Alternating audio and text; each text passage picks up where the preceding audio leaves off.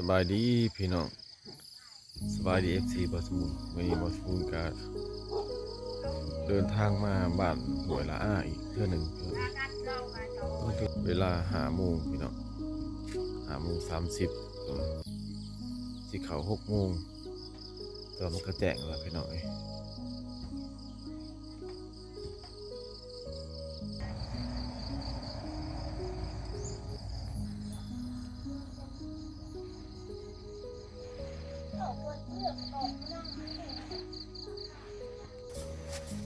จักปีเลยกกนี่ไปเท่าโอ้ทีแหละก็เขาหน่อยๆนายลูกคือสิหลายปีขนาดกกจนเหี่ยนเบิ่เลยเขาหน่อยๆตามได้บ่20 ปีกกได้ตั้งแต่เช้านี้จนใส่ไฟโคมเนาะว่าจนเนียงไฟชาวปีละได้เหลือทันไหมแต่เก่าเขาใส่ของชีหน่อยเอาหน่อไม่ถาเนาะตำเอาโคกนี่สิเป็นประมาณ20 หรือ 30 ปีพี่น้องมันจะเหี่ยนจะมันบางละโคกพี่น้องสังเกตดูโคกแล้วจะวินข้างหนึ่งนั่นตำดุมันก็บางไปนำตำคู่มือป่ะเดี๋ยวเลยมันมีเขาเงินขนาดเด็กตำนั่นแต่เก่าหันสีเอาป่ะ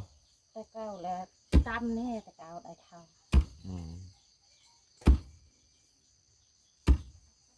ตำเป็นมือแม่ลูก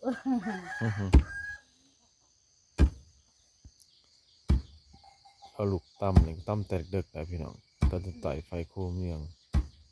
เพราะว่าฝ้าไปให้ไปสวนเนี่ยอาศัยว่าตำแต่เช้ามาแล้วนะก็ไปให้ก็คือนี่ก็มีฝนพลอยตกลงมาเนี่ยก็จะก็คือสีฟ้าไปหยอดเขาให้นี่แหละบ้านห้วยละอ้านี่ครับมีอยู่12 หลังคาเรือนพรเป็น2 กลุ่มอันนี้คือ กลุ่มที่ 1พี่น้องจะมีกลุ่มที่ 2ฝากทางเมืองนั้นกลุ่มที่ 2จะใหญ่เนี่ยพี่น้องจะมีอยู่20 ปลายหลังคาเขาหมุนเนาะไม่ถาเนาะเขาหลายปีป่ะคือหมุนป่ะเขาดองเขาดองเขาเนี่ยเขาไม่ขาจะได้เหือนจากหลังใดมาเห็ดใหม่ป่ะนี่เด็กตัวเก่าเป็นวันกลางวันตลาด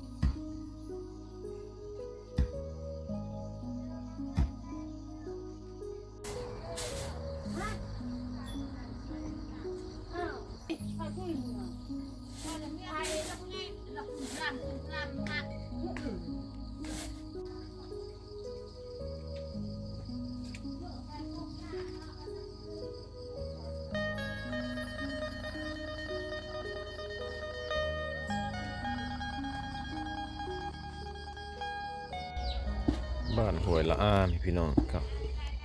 เป็นบ้านคนเผ่าบลูเพื่อนพี่น้องแต่ว่ามันอยู่แปะกับเส้นทางเลยพี่น้องอันนี้คือบรรยากาศของบ้านห้วยละอ้าน้ำที่เศร้าครับพี่น้องเนาะห้วยละอ้าจะห่างออกจากเมืองเซโปนมาประมาณอยู่20 กว่ากิโลเมตรพี่น้องออกจากเทศบาลเมืองเซโปนมุ่งหน้าไปสู่เมืองน้องพี่น้องบ้านนี้จะบ่มีภูเขาเลยพี่น้องเนาะเป็นบ้านทงเพียงแต่ว่ามันเป็นนูนพี่น้องเบิ้นเจ้าเบิ้นกับภูเป็นทงเพียงแต่ว่าเป็นนูนสูงนะพี่น้องสลับซับซ้อนกันสูงกว่าเส้นทางน้อยหนึ่งพี่น้องอันนั้นจะเป็นเส้นทางเล็กเก่าส่วนลายเฮือนของสมานจะเป็นแบบนี้พี่น้องบ้านห้วยละอ้านี่ก็จะเฮือนแบบติดกันทีเลยพี่น้องเลย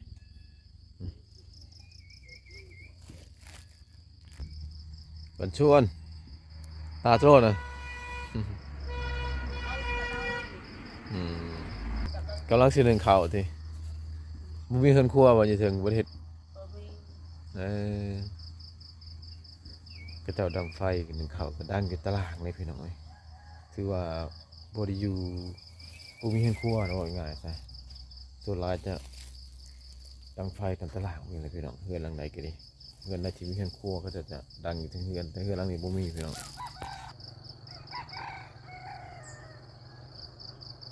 นี่คือวิถีชีวิตของสุภาพบุรุษล้วนเลยพี่น้องตื่นเช้ามาเจียลูกดังไฟในเขาสินะก่อนเมื่อยนะฮะเชิงน่ะว่าจะและเชิงน่ะว่าจะและเบะปะอืมเนี่ยเนิ่มติดอะไรเลยบ่เออคือบ่คอก็จะเห็ดบ่มีบ่เออไปเห็ดเวียกยังเสือแต่ละมื้ออันไปหนึ่งปลูกมันต้นบ่หาหน่อไม้ขาย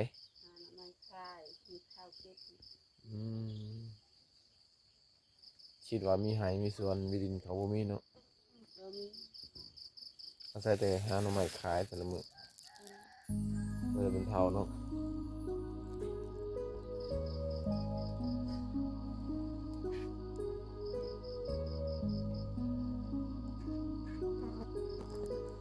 บ้านตัวนี้นะแปลกกับเส้นทางที่เก่าพี่น้องอันนี้คือเส้นทางที่เก่ามาทางนี้จะเป็นหมู่บ้านก็จะขึ้นมานี่แต่ว่าเป็นหมู่บ้านที่ว่ามันนูนเลยพี่น้องนี่พี่น้องสังเกตไปขึ้นไปทางขับไปทางหมู่บ้านจะนูนเลยมันจะสูงเลยพี่น้องมันแหละน้ำนะเดินนะไกลเนาะ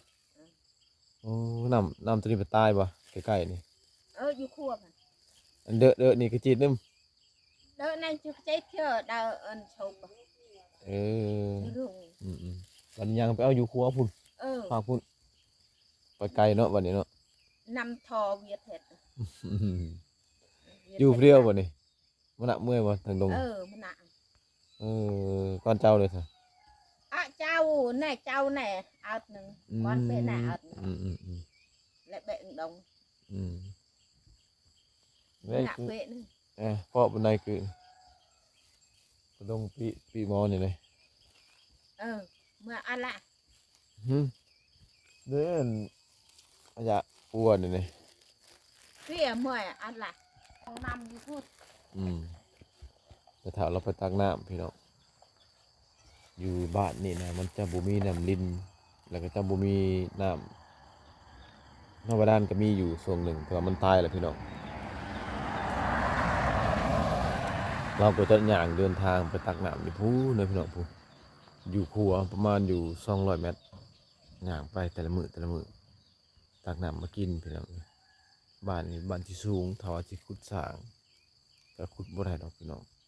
เพราะมันอยู่สูงบ้านนี่นะก็จะไปหาไปหม่องครัวมันมีห่วยนะพี่น้องอันนี้คือชีวิตของชนเผ่าบลูชนบทบ้านละอานะพี่น้อง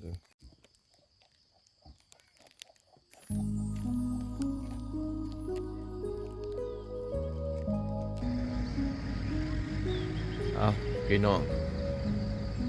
การเลาะถ่ายวิถีชีวิตของชนเผ่าบลู